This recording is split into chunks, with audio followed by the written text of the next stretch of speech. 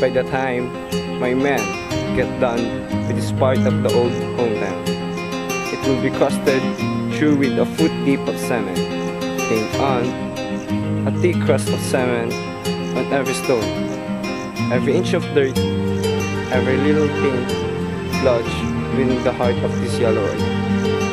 A highway glaring white under the intense yellow sun, and yet, now, this you see was once the village, Dust Road.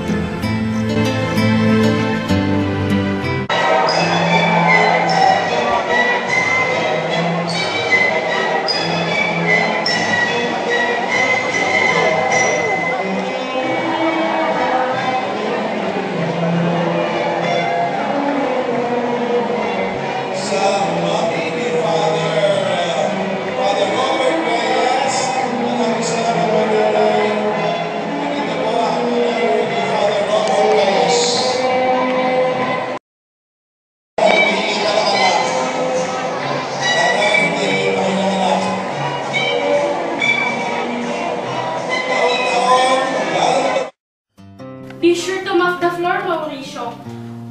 Mop it up or just for Santo. One would think I have a household of mayors by the way you people behave.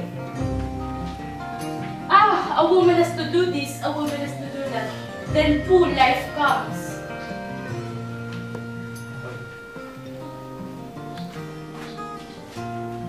To an end.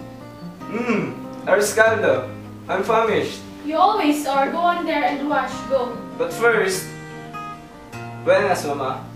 Buenas. Bountiful blessing on you, son. Thank you, Mom. How's work, son?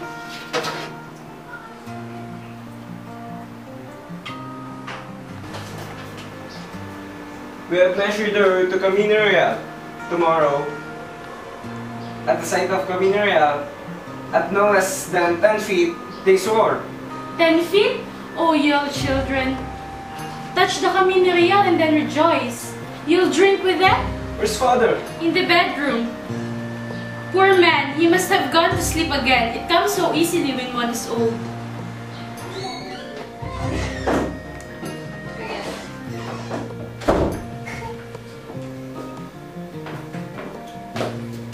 Stay away from wine. It's an evil spirit. We take a few glasses, Mama. Who speaks of wine, huh? Your son. He speaks of wine, wind, and liberation. Wine and wind? You should see the men who are brought to my office, my son. They roll in the dust like swine, imploring, "Have mercy, Senor Alcalde, my family would starve." But I don't see any liberation. And the wind, it brings no fouler smells like wine and sweat combined. It's getting dark. Let's have supper.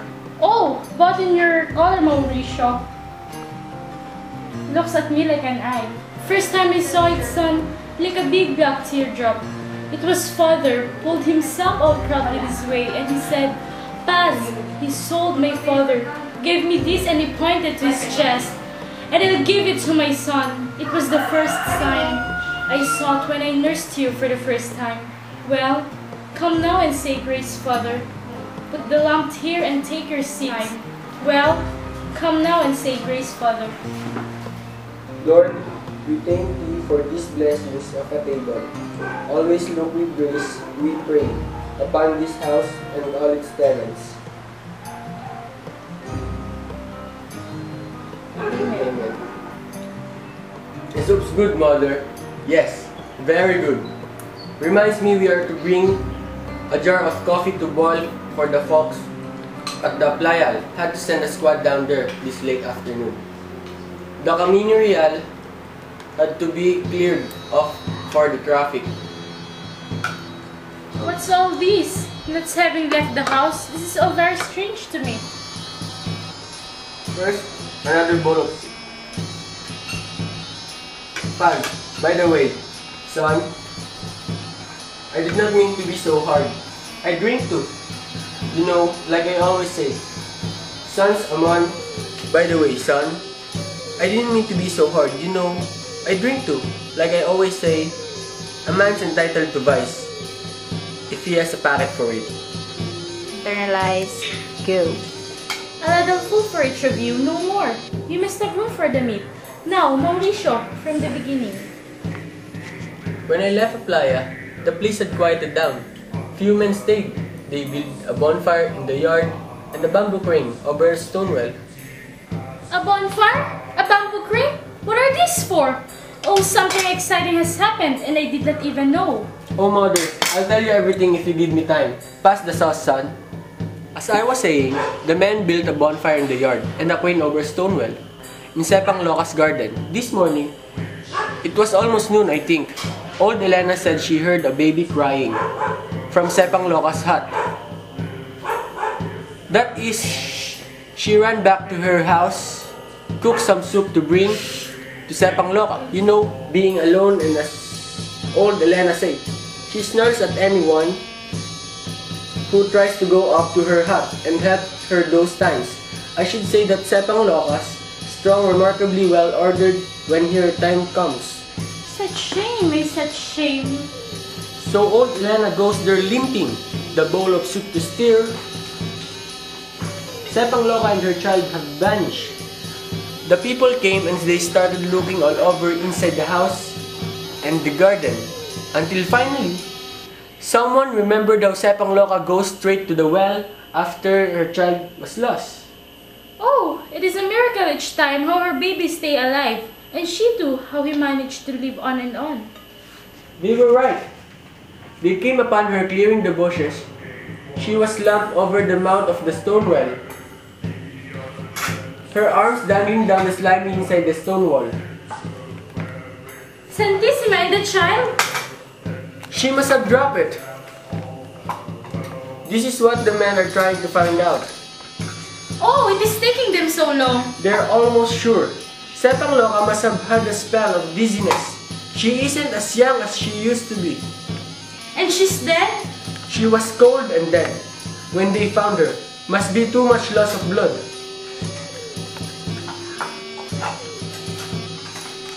Madre mia, cold and dead. She isn't as young as she used to be. She isn't as strong. You didn't know about this, son? Go. We have to move away from the place more than a month ago. I heard the confusion and saw the crowd from a distance. Guess what? I wasn't too interested. We worked hard so we could finish much before it go dark. We have to move away from the place more than a month ago. I heard the confusion and saw the crowd from a distance. Guess I wasn't so interested.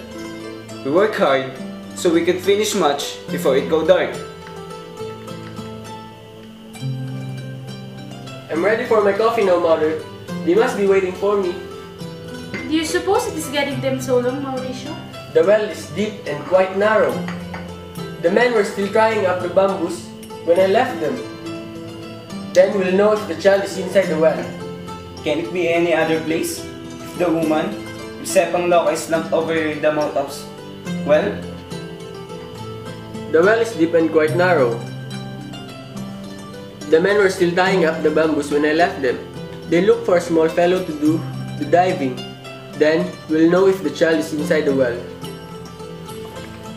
Can it be any other place? If the woman, if Sepang Loca is slumped over the mouth of the well?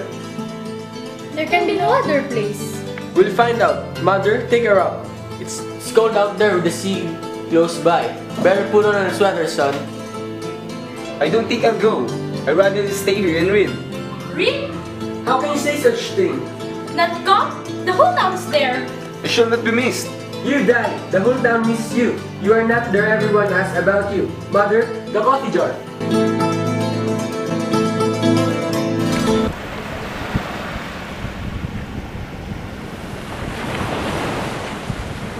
Good evening. Good evening to all of you. I kiss your hand, Mother Elena. Hey Pedro, Nicolas. It's nice to see you in here. The Lord's blessing you, Senor Alcalde, and to you, Senora. The room right here, around the fire right here. I'll let you see what they are doing at the well. The men shall go there. I shall still have to be sure it is nice and warm. I bought some coffee for them. Oh, that's good. you have been doing? Warming your stomach. Here's a place for you to eat. Fresh coffee is for this and let out the light. Can you think of something better? He's beyond hope. What is a mother to do? One can only give hard. Hey, Senora, what's a monster we raise? Sometimes we can only have three. I have grown calluses on my knees, Senora. I make devotion to the Holy Virgin I have lighted. Oh, heaven knows how many papers, how many trips have I made. I own my knees to all the holy and immaculate saints in the church. I beat my chest, tears round on my cheeks like twin rivers. I improve the heavens. Does it do any good? I, Senora, as you can very well see. You should join your father, son. They need strong men. Yes, old Mother Elena, I should think it is a mystery what our wombs bring to the world. You should see Sepang Loca now. She's all dead. She looks so dark to me. Oh, so dark. Son? No, I think I'll stay here. I go maybe later. I should like to have some coffee, old Mother Elena. One gets cold easily when one is old, kind old mother. But indeed, it is a cold night. The air is cold and still like Sepang Loca there. Yes, like Sepang Loca. How you speak? Have care. It is the first night. Her spirit still hovers over body. It listens. Your words creep into my bones. Now I tremble with fear. Oh, by the third night, it should have pulled itself away. The corpse would be well covered with earth by then, and so it would fly away free as the air. It makes a 9-day journey to the higher regions, away from all these impure elements, and for its safety, we pray for 9 nights. On the 30th night, my mother used to tell me it comes back to visit briefly the people and the objects its owner loved intensely. Then away it goes again. May it go on and on. So she should be with me. Stay with me, Felisa. I hope my husband comes to take me home. He does not even know that I am here. Now they tremble with fear. When they get so frightened, we can quiet them, right? My husband comes in at once. He'll tie a rope around his waist and lower him into the well. Because he is small and light and he can stay underwater like a fish. They have been dipping him and pulling him out. I shall not be surprised if he is blue all over with the cold. Will you stay all night? Silencio, Felisa. Stop your sobbing this very instant. We search for a child, woman. It is difficult to search for a child. Think if it were your own. Mine? Felisa and we dance and pray to the blessed and most holy Santa Clara for a child. A seed in our dry wombs. And it is given to that woman out there. It could be a boy. Yes, it could be a boy. It could be anything. But for the grace of having a child. I have grown old, not a single hair on his head can now hide the dark, but I have known what a woman is. My dear dead Besra, God rest her soul. My little sweet wife, when she spoke of a child, tears stood in her eyes and her lips trembled. When our son was born and she died smiling. I, a woman, what power has to do a thing too small? Why with the thumb I can press those tiny nostrils?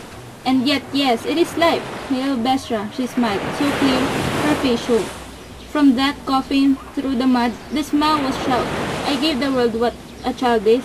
It is called, he said, don't listen to me. I came this afternoon to her house. I go with a bowl of hot broth. To stir her milk, I say to myself, to stir her milk for the baby you know. Mauricio told us. Sepang? Sepang?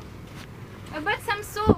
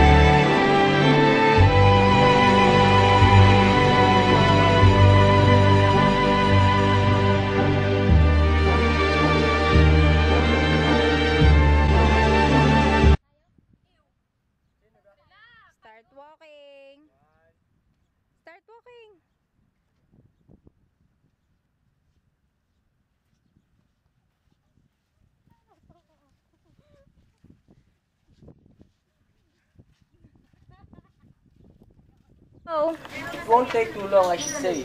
One TCL touches the body of the child. They have to pull down once in a while. That's what making them too long. okay. Go! Holding her hand back. They're pulling him up. The baby? What? Let's go! Let's go. Oh, come on. Let's go. Let's go.